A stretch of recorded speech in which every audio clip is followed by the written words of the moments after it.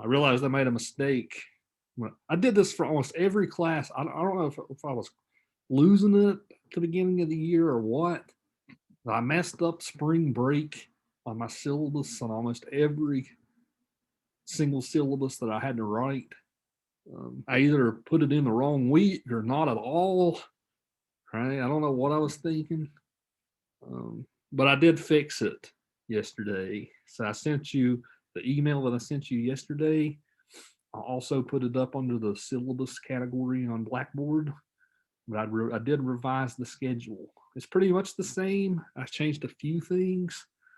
I added that movie, The Lighthouse, into the mix. I cut out Watchmen for The Lighthouse. You guys have all been talking about it, and I thought, yeah, that'd be fun to teach. So that we're going to talk about that movie, The Lighthouse. Now, it's better. Yeah, it's a better movie than Watchmen anyway. Watchmen's just fun more than stimulating, I would say. So and also Ryan's movie has been changed. Instead of The Dark Knight, we're going to watch another Batman movie close to the end of the year called The Mask of the Phantasm. That's an animated movie. It's the best Batman movie ever made, I think. So, this class we will get lots of discussion out of that movie. So, I was just about to ask in class if or what was the reasoning behind not picking any animation movies, but never mind. say that again. I said I was wondering if there was any reason why you didn't pick any animation movies, but never mind. Now we are. Yeah, it was a big mistake on my part. I thought about that. I was like, we should have at least one animated movie in here. So but let's do it then. Um, yeah, animation's an underappreciated art, for to say the least. This movie, when we get to it, it'll be a nice movie to close out the course because lots of the genres we've talked about are in this movie. Noir for sure. So I will look forward to it. It's kind of got that 1930s feel, but it's still Batman. It's a good time. All right, so let's get going with today then. Once Upon a Time in the West. This is again one of my favorite films. This is like one of my top 5 films ever. I love this movie. Um, it's always gut wrenching whether I want to teach this one or the good, the bad, and the ugly. Like I depends what semester I teach this class. I usually do one or the other. Um, but I wanted to do this one this time just because we also talked about the Grapes of Wrath, right? And we have the great performance here by Henry Fonda as Frank, which we will be talking about. Um, so, what to say about this movie is for my opening remarks.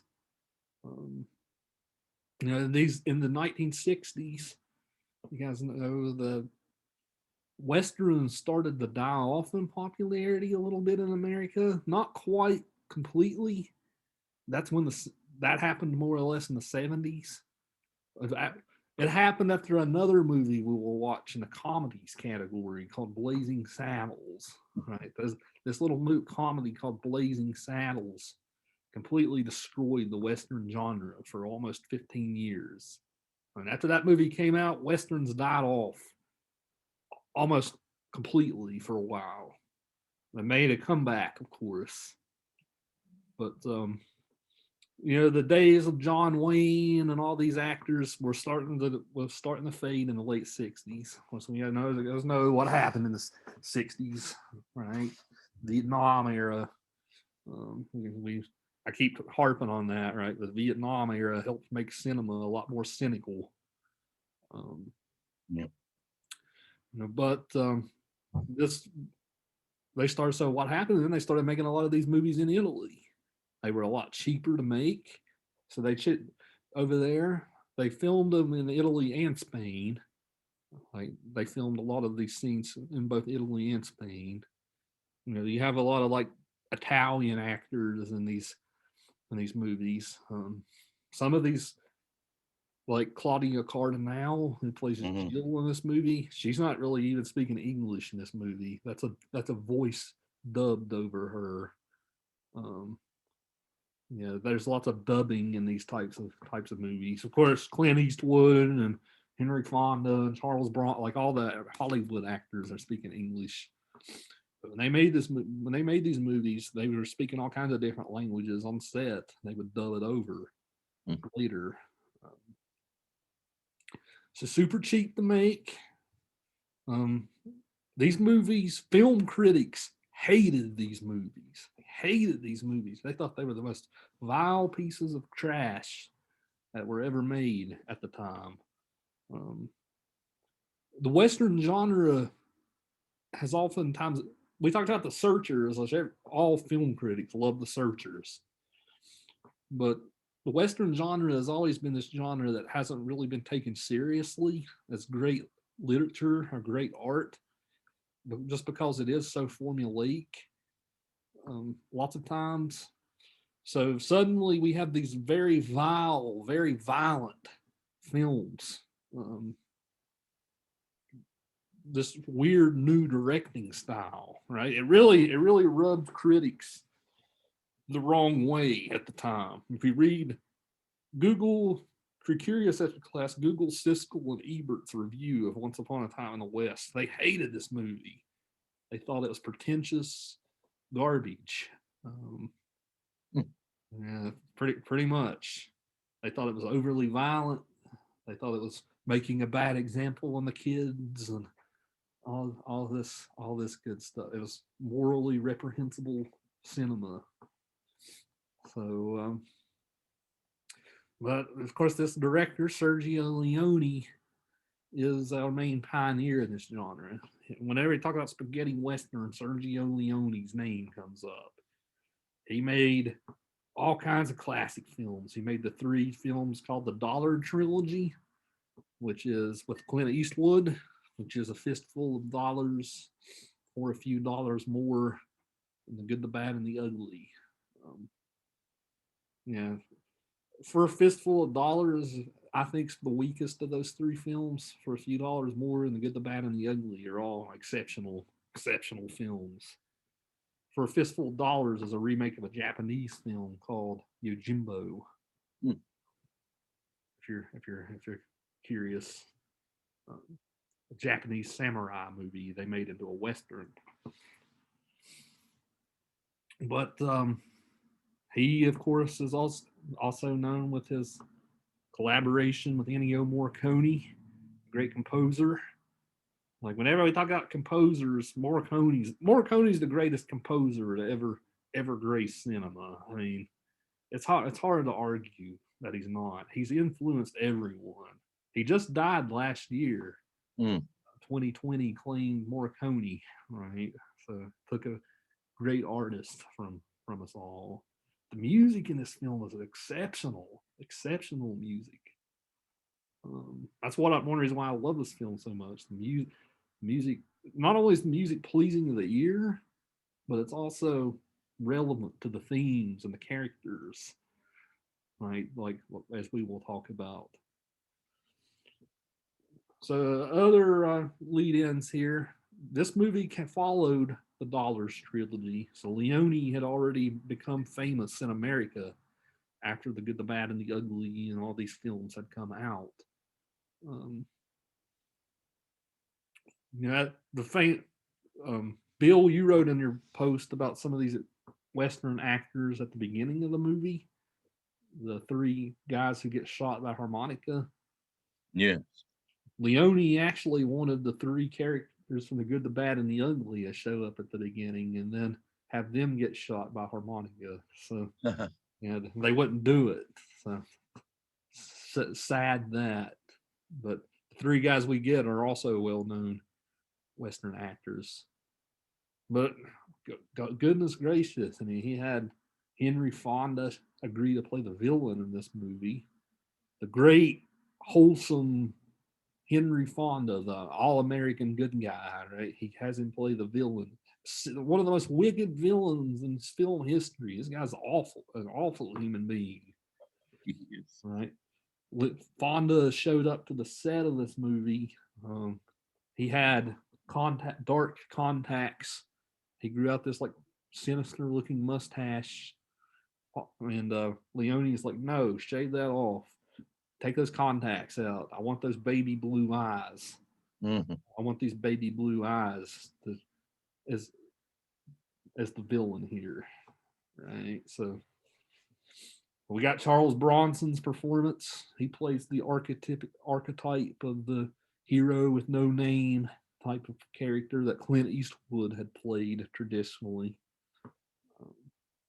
It's with a spin here, though, because we find out that it's a revenge story. Then, of course, we got Claudia Cardinal's performance as Jill, which is notable. She's the protagonist of this movie. She represents a lot of themes.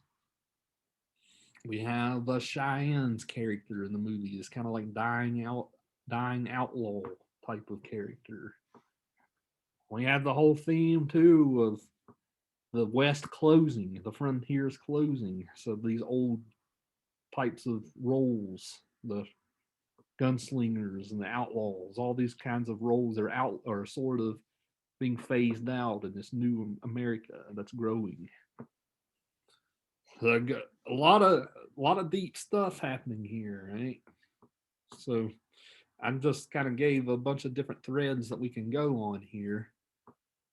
I'll now turn the floor over to you guys. What was your experience like with Once Upon a Time in the West?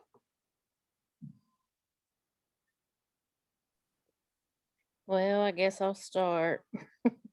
Shocker. You've had a break the past couple of classes, so I really have. But let's see, how do I want to word this? I loved the scenery, the music, the lighting, how you would go from a pitch black room and then you would have that flicker of a lantern and then it would be a close up on his face, then you'd hear that harmonica. I loved how if anyone heard it, the slightest sound, it's like then it all of a sudden got silent. Bugs was not chirping, or I mean, birds weren't chirping, bugs weren't buzzing. It was just all silent and they stood still till you heard the music. That part spoke to me more so than the actual script did. There was a few times I was lost in it, I think, because my mind wandered because some of the scenes were so extended. But I see that the overall picture, what he was trying to do with that. So now Dad and I sat and laughed at a lot of it because we just thought some parts of it were funny, just how they done. And I don't know if this was just our Amazon or if it was anybody else's, but a couple of times whenever the guy with the suspenders and the belt, whenever he said, I can't trust you because you wear suspenders and a belt, you don't even trust your own pants. Yeah. Like he would speak and then the words would come through. So that was like kind of off. And I don't know if that was just us or if he was maybe if that was what you were talking about earlier, how that was like the sound dubbed over. But I mean, I thought that the landscape was amazing. I think that the camera work was amazing. And the damsel in distress definitely just took me back, especially whenever he was going to rape her and kill her. And she was just in such enjoyment of that. Like that was peculiar to me. But the other parts, I did like. And like Dad said, I don't think there really was a good guy in the film. Maybe the only good guy was the guy who got killed in the beginning, but he wasn't very great to his kids. So who knows if there was even a slight good guy in this. But I enjoyed it more than I thought it would. Well, I'm a Western fanatic. I love the Westerns. And so I'm going to enjoy it generally if they have a gun on their side and they jump on a horse. But I was intrigued during the first scene or group of scenes seemed to lay a foundation for the entire movie for me.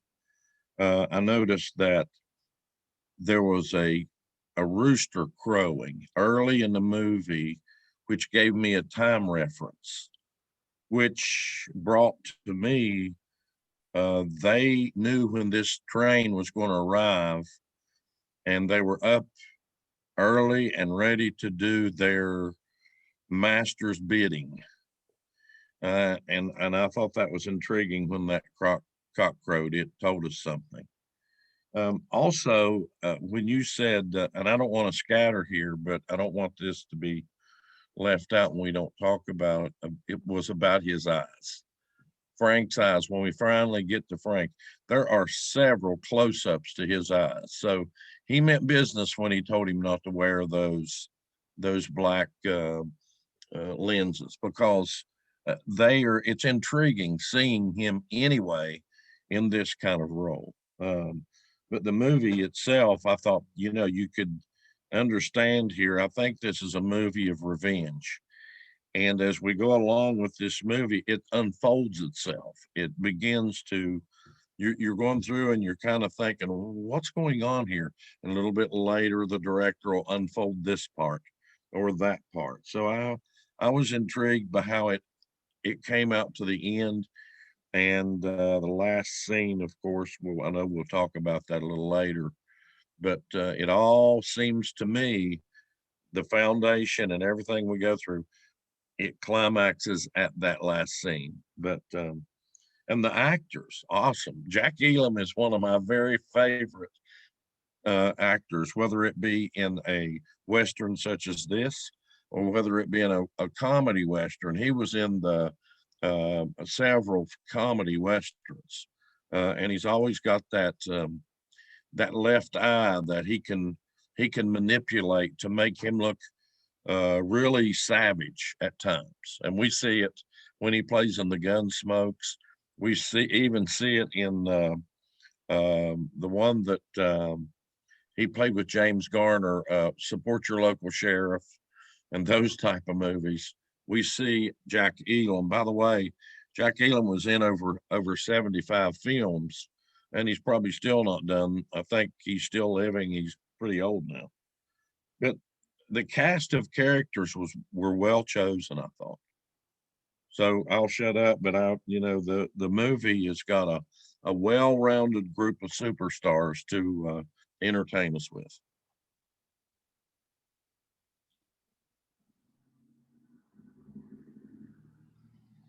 Other general impressions of the film. This was one of the better scores I've heard so far, easily. Now, I don't know why exactly the score jumped out at me so much this time. If it's the fact that harmonica plays the harmonica and that's his theme, but it was really story-wise, it tied in really well. And I said this in my discussion, the fact that there was a harmonica between Frank and harmonica, and that the reason why it also plays for Frank is because he's the one that had the harmonica in the first place. That's foreshadowing like I've never seen before. That's beautiful. Yeah, the scene where they first reveal Frank, when the camera pans around and it shows Henry Fonda as the villain, right? It plays the harmonica theme then. So great. I'm right there with you. It's beautifully done foreshadowing. I agree Like, with Christian. go ahead. Sorry, you can go ahead. I was just gonna say that it was it just seemed like the type of score, or it just seemed like the type of thing. My bad. Families in the background, they're yelling at basketball. But the theme I thought was supposed to be just the theme between the good guy and the bad guy. Like when you see the shootout at the end, that was the thing that was going to play, and it was just establishing that it was these two characters that were going to be in that. And then it got flipped, and then the harmonica is what tied it together, and it was beautiful. Anyways, my bad. I was just going to say, my opinion aligned a lot with Crystal's. I feel like it had the scenes were beautiful. You know, the landscape was gorgeous, and I felt like the movie was really dramatic. I put that in my explanation too, like the camera angles of them zooming in really close to the face, and the soundtrack, like the harmonica, like it's all really added really added drama to it. That's what my first impression of the film. Yeah, you're right to point that out, Regan. Leone is well known for his extreme close-ups. Right, like of all we've had close-ups in other movies we've watched, but not quite to the extent of this. Like he's always closing up on the faces. Like this is a director that does not believe in exposition. Right, he does not have characters explaining stuff to each other. Right, there's no exposition. His whole philosophy of movie making, if I want to tell the story through the characters' facial expressions, I want to tell it through their eyes. Like the scene you mentioned, Crystal, where Cheyenne runs into Harmonica at that bar, and then like he flips the lantern and it shows Harmonica in the shadows. Like they don't say anything in that scene for like 5 minutes. It's just the guys staring at each other, right? But that's good cinema, though, right? I mean, they're not sitting there explaining stuff. They're just. I made a comment to Crystal. We were talking about the movie afterwards, and I said, I really believe there was less dialogue in that movie than any movie I've ever seen, and yet, you got the point across. One particular scene I love, and I'm going back to Jack Elam, is when he's sitting there waiting on the train to arrive, and that fly lands on his chin. I just don't know how they can train a fly to do that, but it was spectacular. I mean, it was something that could happen to us that I've never seen that at all in a movie that looked that real. Now, I'm sure there had to be some kind of, they either put honey on his chin or they've come up with some tactic in the camera and all that to be able to make that fly go where they wanted us to see it. It was bothersome to him, but it was also bothersome to him when they turned, there was nobody at the train, they turned to walk away, and then for some reason they all think maybe we better look around. When they look around, there's Harmonica standing there, really. And I love when he said the comment about, he said, did you bring me a horse? And he said, we bought enough or something. Then Harmonica says, you brought too many. And with that, you knew what was going to happen. You knew that was going to be the foundation for this movie to come to the end with two gunslingers against one another. But there's so many close-ups that it is quite amazing. I just Googled the fly thing, and it said the scene with Jack Elam and the fly was first attempted by placing a fake fly on the actor's face. When that didn't work, better results were achieved by smearing honey or jam on Elam's beard to attract flies, kept in a jar out of view and released one at a time. Well, Very, very ingenious idea, to say the least. Right? Think about how many takes they had to have done to get that scene. Yeah, that whole opening bit's 10 or 15 minutes, right? Nothing really happens except the fly buzzing around annoying these guys, right? It's a very experimental filmmaking here.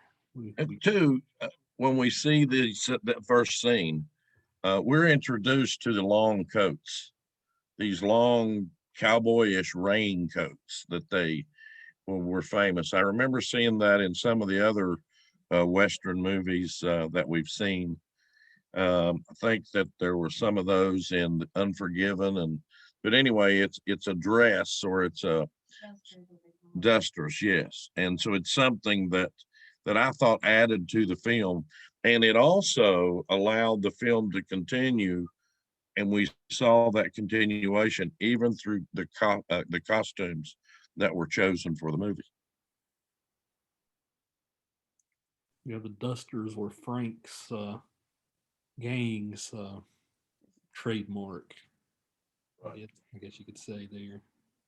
The thing that I thought was cool about the costuming is whenever he had got shot in the shoulder, and then he took his jacket and took it up and buttoned it into a top button to make a sling out of his jacket.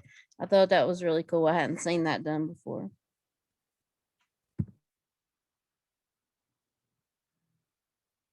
We do get some archetypal type of costumes, like at the very end of the movie when Harmonica and Frank are dueling. There's a great long shot. I could probably pull it up.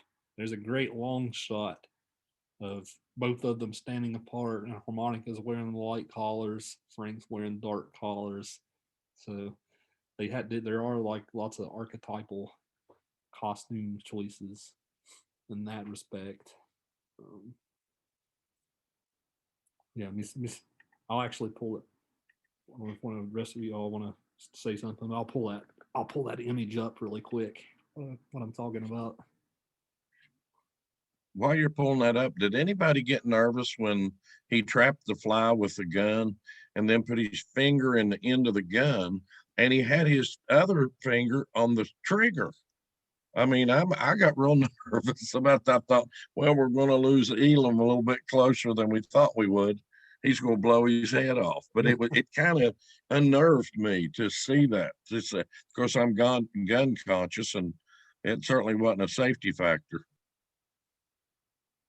I've known for people to like, for instance, my grandfather, he would shoot spiders, like straight up with a shotgun, would shoot them. So I've known for that to happen before.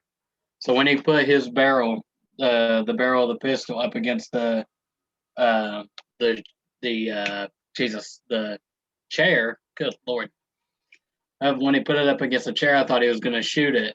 And then he put his finger over it, and I was like, don't shoot your finger. Don't do that. This is the scene where they're getting ready to duel. This great sort of long shot. You have the coat that he threw down. Yeah, this is even like good blocking, right? As far as like how they're perpendicular to each other, light versus dark. And great visual storytelling there. I always forget about the good guy wearing white and the black guy, or the bad guy wearing black. And I even noticed it when he fell. I noticed that he was wearing black. Frank was, and it never struck me that, like, it's because he's the bad guy. Like, I got to get used to that.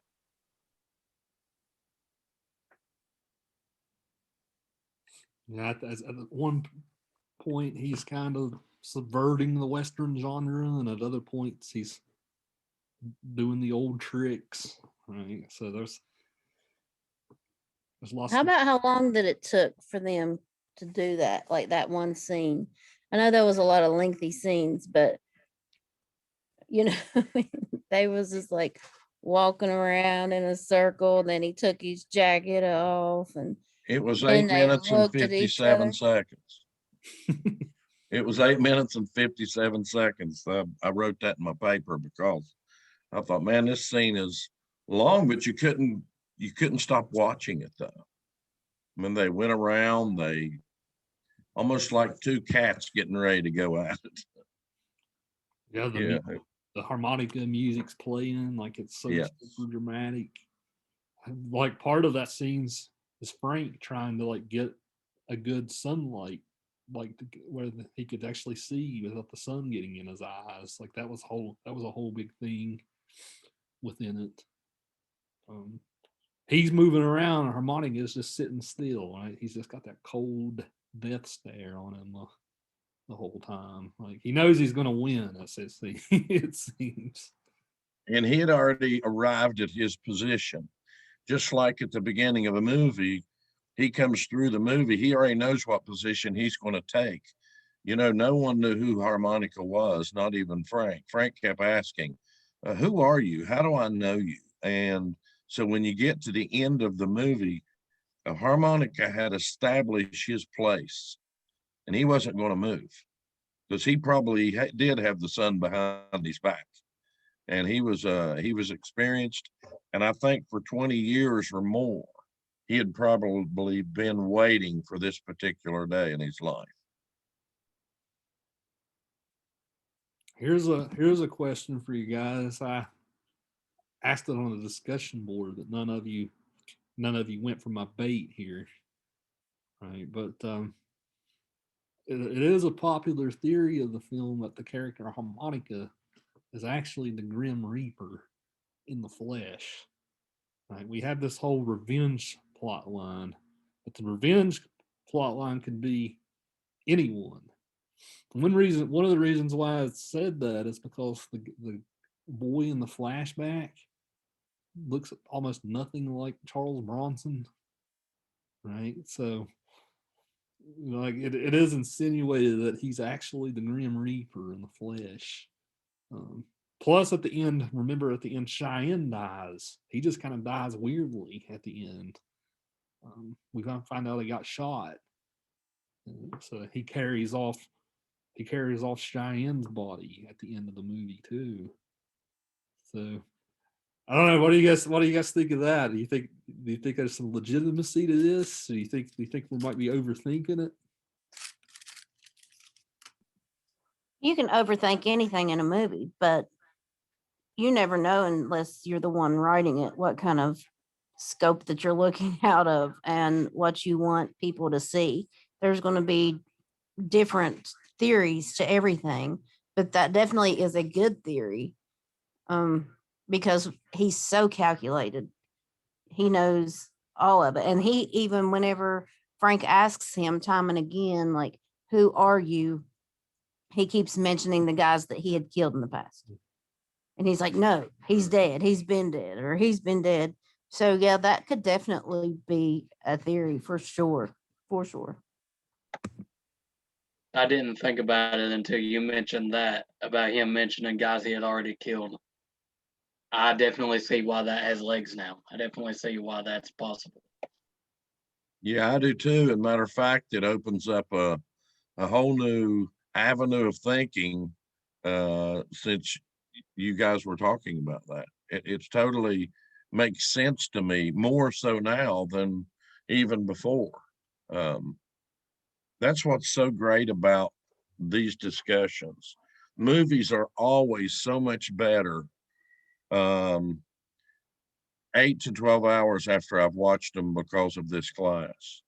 Because when we analyze these things, and I hear what you all say about the movie, it's most of the time it's things I don't think about. And it really does add to not only the entertainment of the movie, but the understanding of the art that goes behind it. I remember getting that feeling for the first time after watching Us, the horror movie that came out a couple of years ago.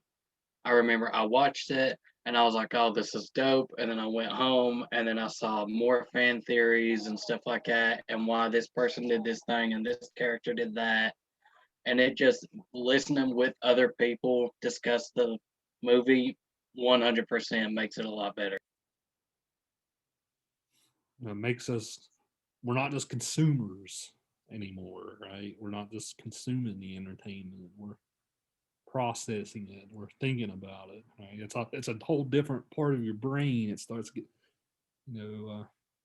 becoming active at that point.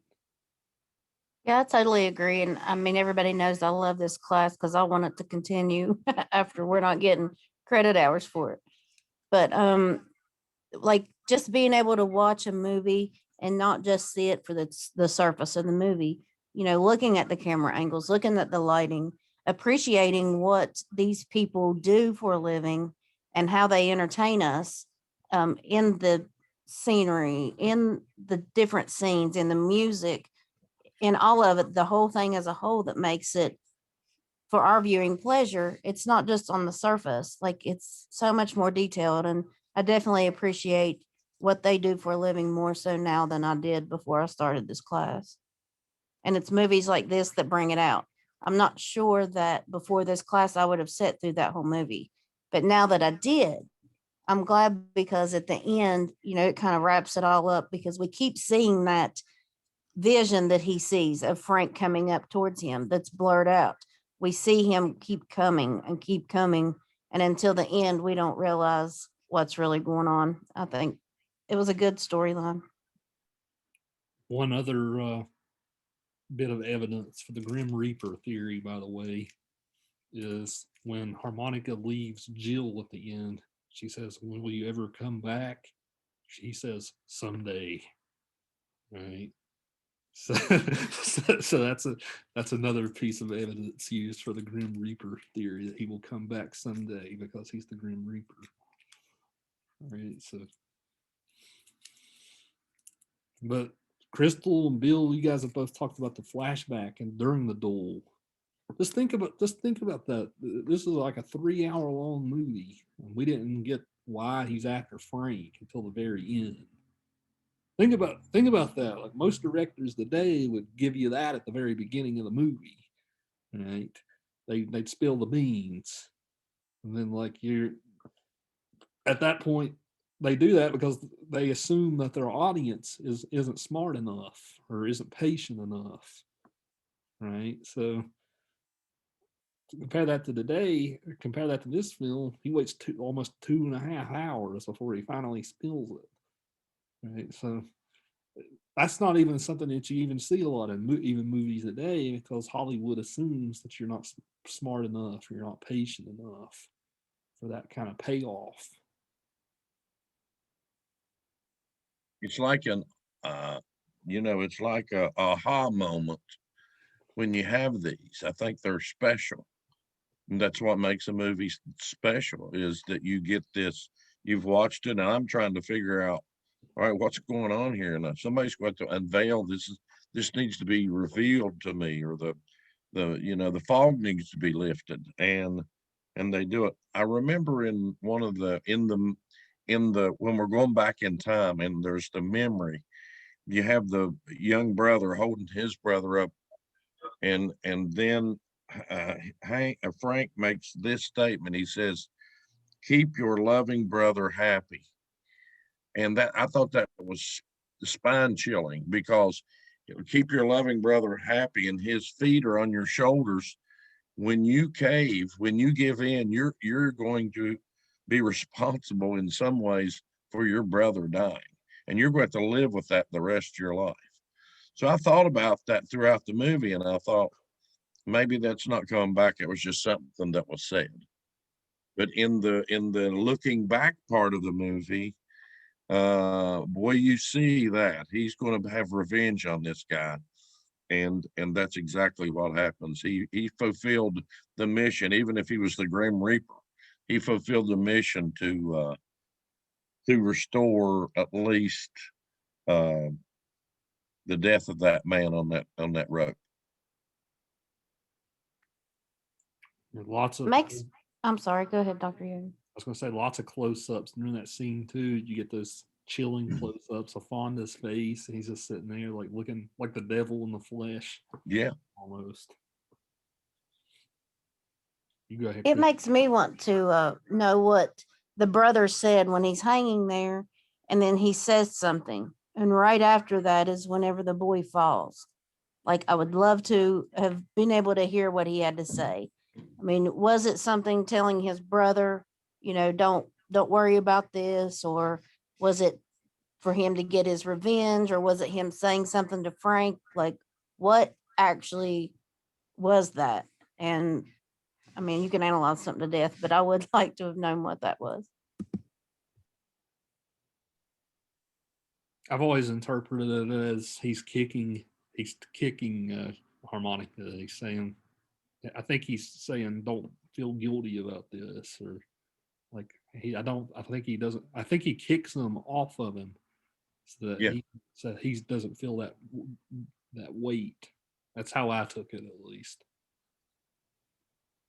Yeah, because he goes down to the ground when he pushes him down with his feet. There's the dust part of the movie. I don't know if I'm sure you noticed that when somebody would fall in the dust, you got this dust pile that rises to the occasion.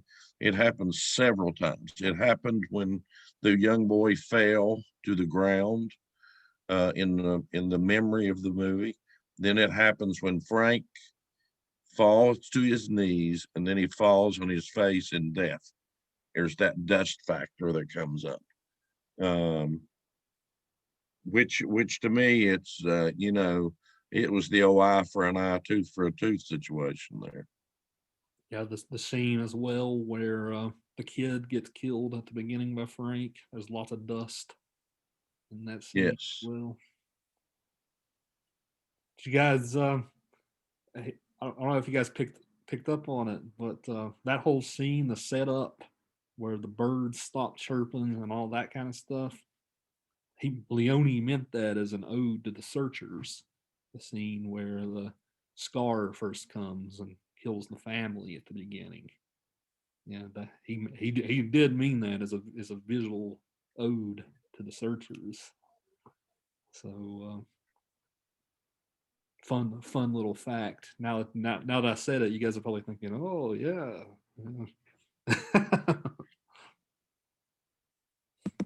That's how all that goes. Every time you mention something like that, it all clicks with us all. Our light bulbs come on. You definitely gave us a different way to think and trained our minds to think, especially when it comes to movies and previous films, even from the ones that we've seen.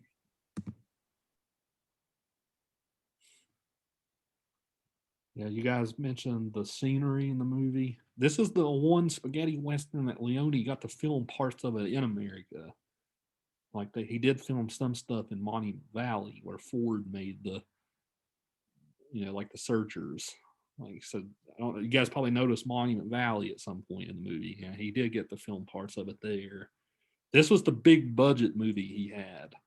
Like after the success of the other ones, Paramount gave him like this gigantic budget for this. So that's why he got to play around more. I was wondering because I seen like when she's going up to when Jill is going up to the McBain's property, like a lot of that looks like Arizona, New Mexico. And I was like, I don't know how I muted myself. I don't know how this is filmed in Italy, but I guess I would imagine those scenes were what was filmed in Monument Desert, whatever you call it. Mm-hmm. Yeah, you're exactly right. Those scenes, that's the scenes I was talking about. They were filmed in Monument Valley, Utah, which is where a lot of these movies were made. Let's talk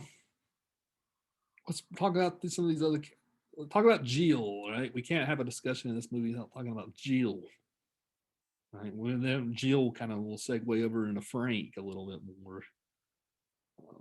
What do you guys think of this character? Crystal, you talked about her. Like, she's like, you know what? You can. This character's like, you know what? You can rape me. You can do whatever you want. Right? It's not going to affect me. I'm just going to come out at the other end stronger for it. Right? Very much a gritty type of character here, right? Not a damsel in distress, to say the least. Right? So I'm curious, especially for the late. I wish Nicole was here. I don't know where she is. She was just in my last class. I know she would have an opinion on this. Yeah, we were talking about that while we were watching the film, and I told Dad Nicole will have something to say about this scene right here, because I knew that she would, and she always gives good insight. Yeah. Now, I loved this lady as far as her grit and her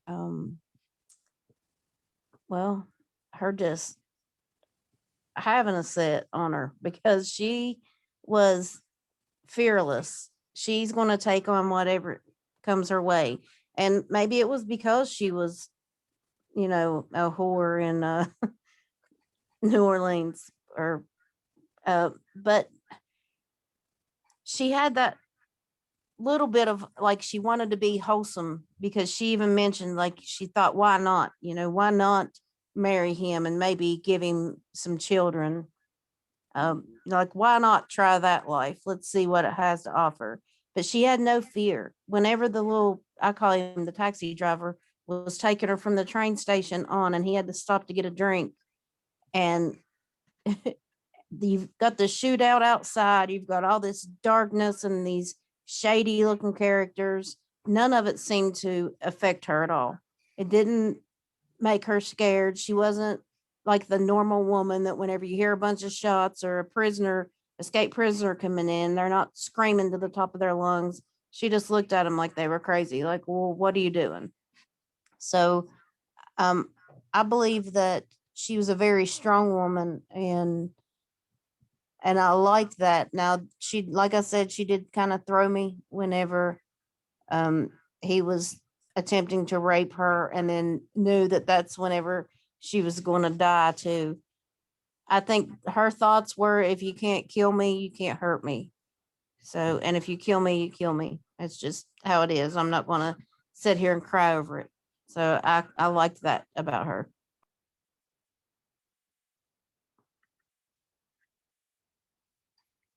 What are other thoughts on this character? Do you think this is a empowering representation of a female character? I think she definitely feels more like a character than all of the other ones we've seen so far. Like she's not a femme fatale. She's not a damsel in distress. She's uh she's just a character trying to live her life and just honestly just live her life, just being straight. Uh I liked when she got there, she mourned over over this man, and then she said, "I'm just gonna sit here." And the man was like, "Well, let's take you back to town." And she's like, "Why not? Or why not stay here?" Basically. And I really loved that scene where she was like, uh, "You can rape me all you want, but it'll just be another dirty memory to me. You have no power over me," type of thing. And honestly, from that point on, I really liked what's his name's character, the dude with the beard. I forget his name, but Cheyenne. him, Cheyenne. Yes, I liked him from that point on because he didn't really mess with anybody. Uh, he didn't rape her like Frank did, and he didn't tear her clothes off like Harmonica did. Like he was the one that was just kind of there and just kind of pleasantly watching, I guess. Cheyenne is as close as we get to being a good character, probably. And yet he's got his loose ends too. But for the lady, you cannot take her importance out of this movie. She is a fabulous uh, piece to the puzzle here.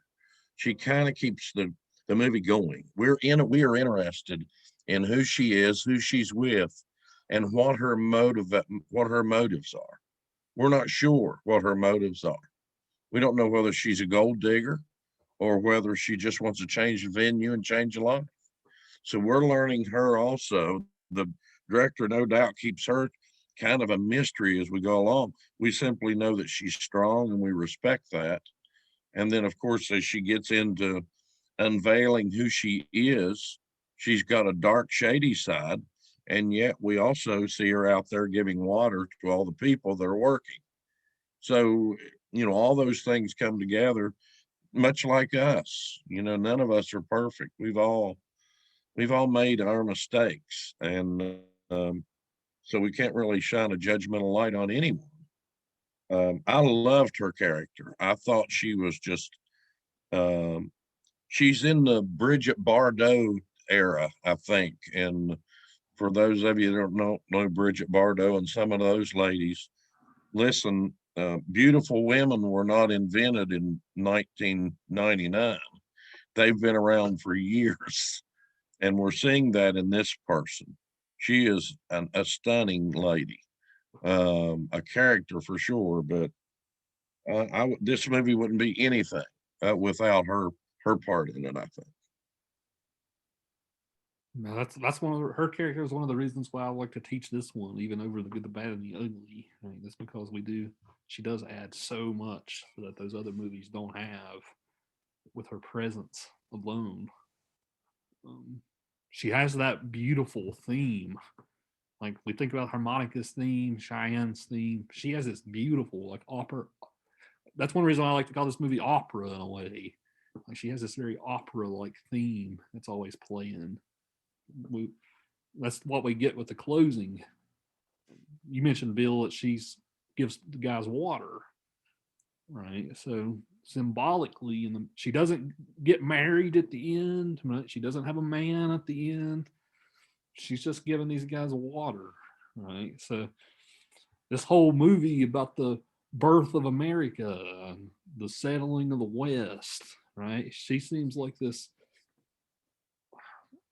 I don't know, how would I put this? Like she's the water giver, right? She gives life to this barren wasteland, right? So even she's a mother who's deprived of her children, right? But at the same time, she becomes a mother almost, right, to this whole community. So I don't know if I'm making sense here, but Yeah, it's like water is more attractive because she's handing it out. If you'll notice in that particular scene, there are some smiles on faces that otherwise would not be there. It's because of who she is and what she looks like, but not only what she looks like, but that she's a beautiful woman inside in some ways and out.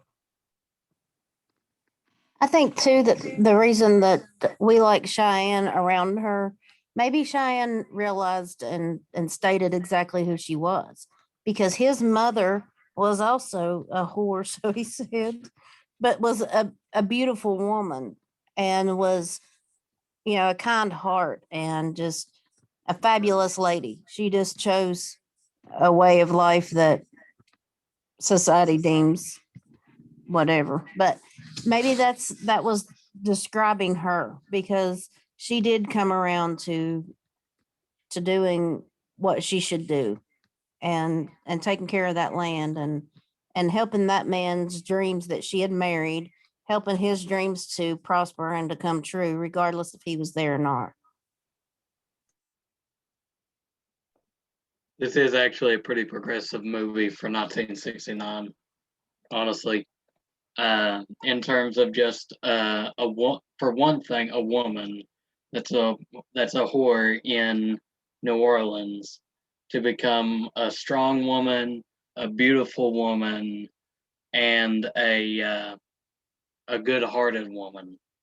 Like it kind of shows that it's not one-dimensional. If you happen to have that type of job, I guess, for lack of a better word, then it is what it is. It's not like you're irredeemable at that point.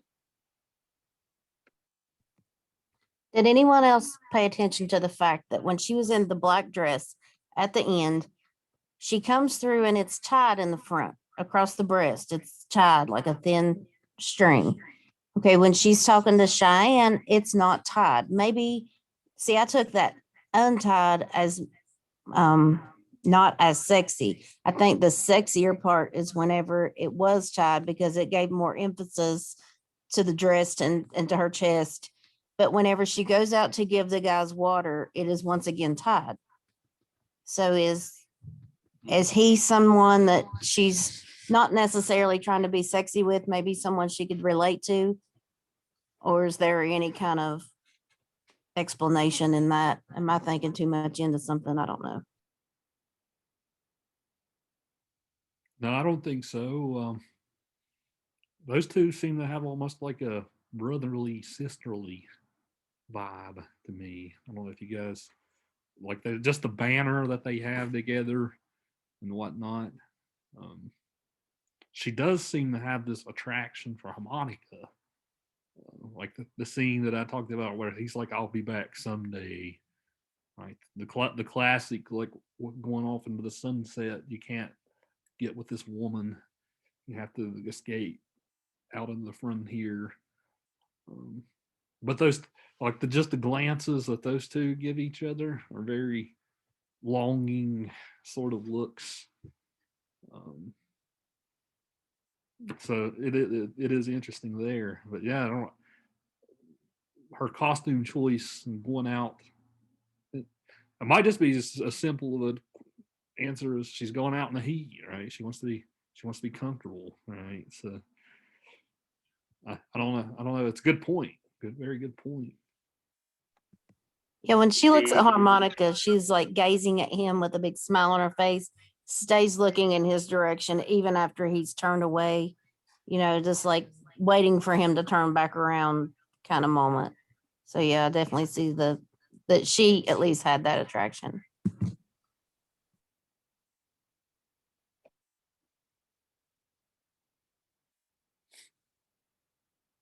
Yeah, he doesn't seem too interested, right? Even the scene where he rips off her shirt, right? He's only doing that just to try to lure the bandits out, Frank's bandits.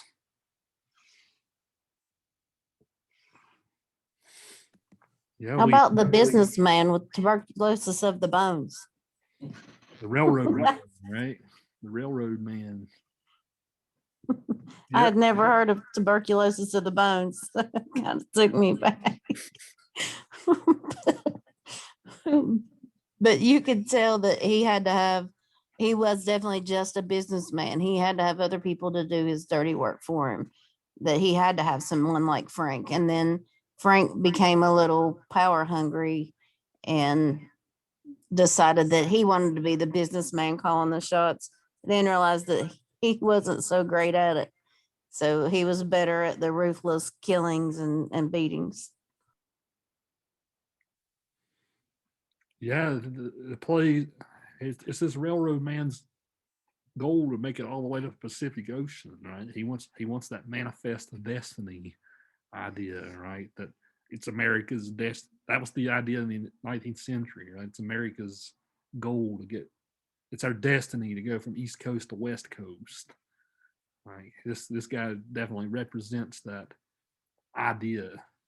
Like when he even like some under, I don't know if you guys noticed this sound cue, like when they have close ups of this guy like looking at his painting of the ocean, like you can hear like ocean waves in the background and stuff. So that's a very subtle audio cue in this movie.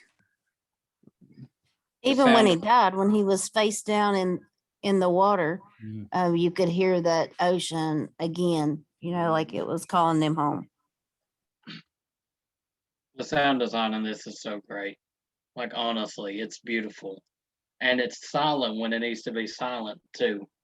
Like, I was talking a couple weeks ago towards the end of class about The Witch, about how amazing it is to have a lot of noise and then for the absence of the noise to be like that much louder.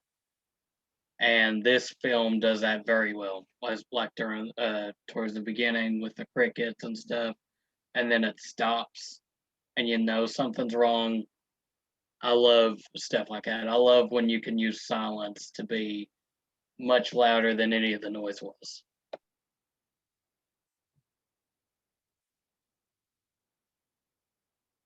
Yeah, this character is interesting through the disability lens too, right? Just because Frank does walk all over him for that very reason.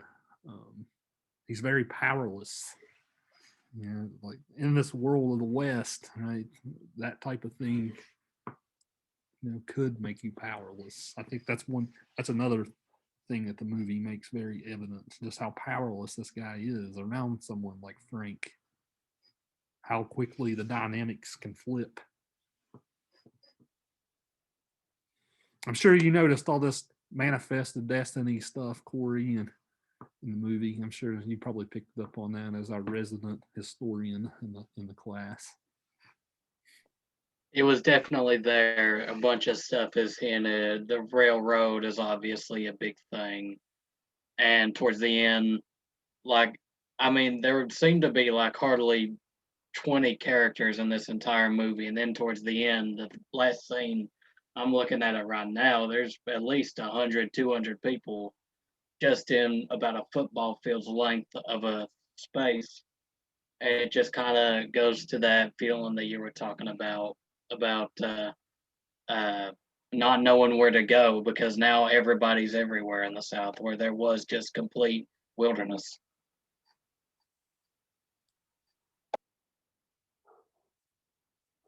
You know, went from very desolate to a big thriving community, you know, all very quick. And I'm sure there's a connection, like there's just the parallel between the guy knowing that the railroad was going to come soon, so I best go ahead and get a town started now because you know it's going to be booming when that railroad comes.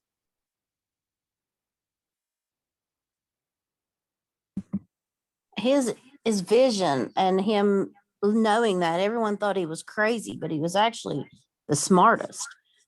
He knew that the water was there and that those trains would need that. Those steam engines is going to need that water. And he knew that at one time he's going to be rich. He even told his daughter that, you know, there's going to be a time when you can slice the bread as thick as you want because we're going to be rich.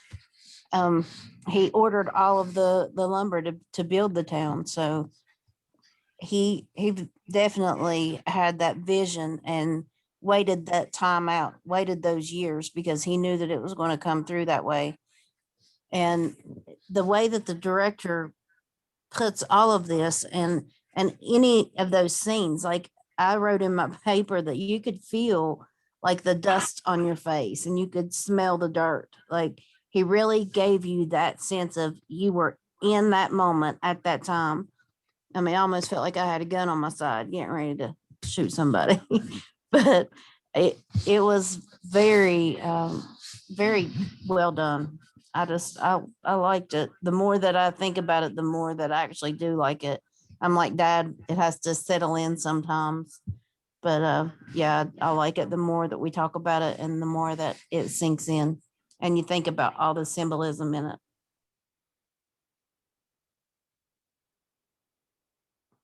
Yeah, this isn't a cookie cutter western, right? This is very neat Mhm. stuff. I wonder too, the significance of the harmonica.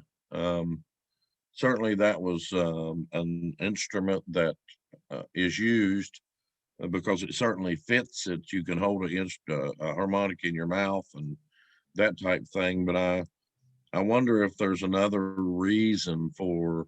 I mean, it plays a great part in this particular film. It's got it gets a lot of attention.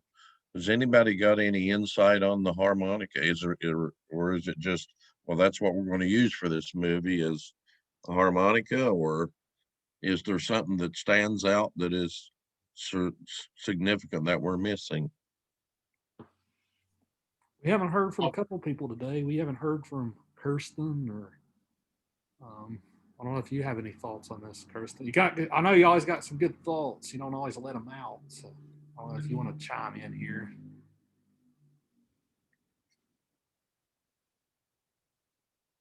Even Ryan, we can pick on you too. I know I told you I wouldn't pick on you too much today, but if you want to chime in, feel free.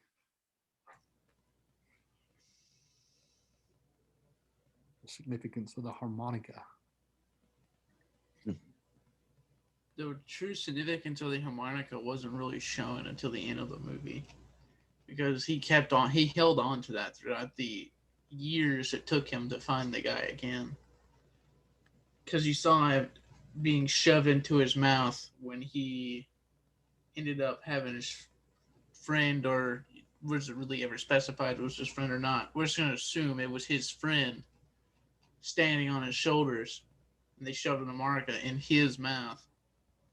When he fell, it had the same impact as it did when I forgot his name, but he shoved the harmonica in that guy's mouth as well.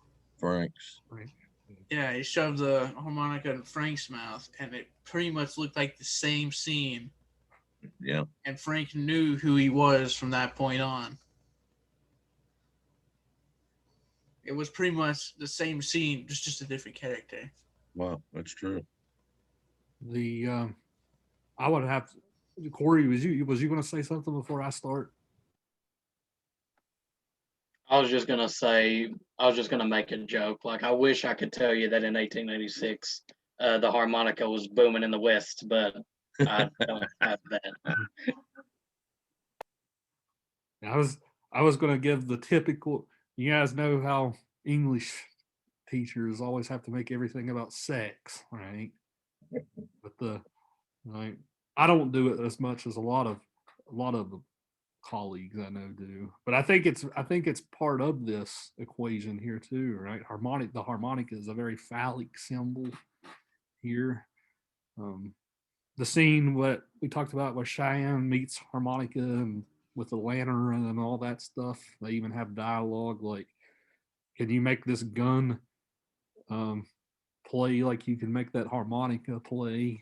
Right? And you guys know guns are typically a phallic symbol too, right? Sticking it in his mouth, right? That's a very that's a very suggestive image. Like lots of times movies have to use symbols like this, Sure. right? Because they can't spell that out necessarily. So yeah, Or don't want I don't to. know. I don't know if you guys definitely might think I'm over analyzing now, but No, I don't think so at all. I believe what Ryan said too, and you incorporate that in with both what you're saying. It shows the importance of that particular item, instrument. They needed something to use, and I think it's very. I think it's an art. I think there's some artwork going on here. It's not just a way of telling a story, but it's real. It's almost Shakespearean. It brings everything to a point that you're just not watching something for entertainment. There's really some underlining meanings in these things that we see that maybe certainly didn't see when I was just a viewer of them. But now we're attempting to appreciate film. We're digging a little deeper. These are the things we're going to uncover. Maybe it's time. I mean, that's how he spends his time waiting on his opportunity. So are we going to maybe introduce that because he has, waited for his opportunity, no matter how many years, whether it be 20 or whatever the case, he's going to wait that time to be able to get his revenge. I don't know, because it seems like a hobby, like a time passing tool. like even if we want to go back to our harmonicas, the Grim Reaper theory, like when Frank falls in the dust, it plays this like really shrill, almost like death rattle sound that comes out of the harmonica. And like, could any other instrument make a sound that screeching?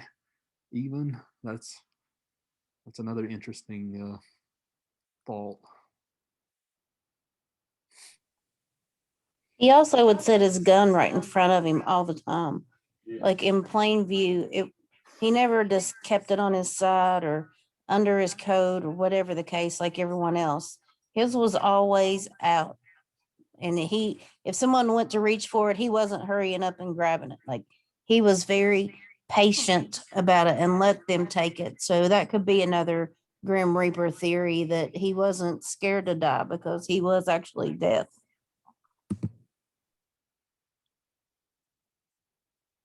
So what do you guys, since class is quickly resolving here, what do you guys think of this spaghetti western now? Is it style over substance, or is there substance now that we've uncovered some of it? What do you guys think of this question now? There's substance in the style. I mean, because of the style, because of the everything that goes around that the director has done, that is the substance of the movie to me. So I would say that there is substance because of style now.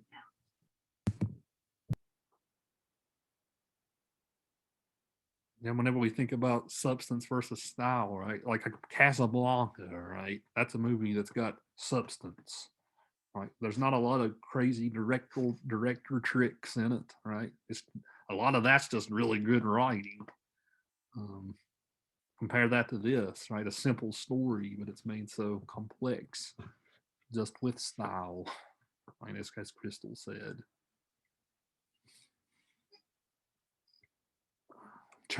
Yeah, there's lots of all the movies we've watched so far. We can ask that question. What are some of the directors we've seen that exhibit this style? Roman Polanski sure did in Chinatown. That's a very stylish movie. Untouchables was very stylish. This for sure, compared to more subtle movies like The Searchers or Casablanca or something like that. Well, certainly this director and no doubt the producers and this movie, they had a lot to choose from the actors world. Jason Robards is he's a great actor. We haven't said much about him, Cheyenne, but I was going to say he married, remember in The Big Sleep, Bogart, the femme fatale that Bogart married. After Bogart's death, Jason Robards was her second husband. Well, that's interesting. Yeah. And you go back and he has been in so many things. So we were certainly blessed by all of these wonderful actors that have been placed together to get this this theme or this story across. So certainly Sergio has a lot to work with. And sometimes when you work with those people, I'm sure it's not easy.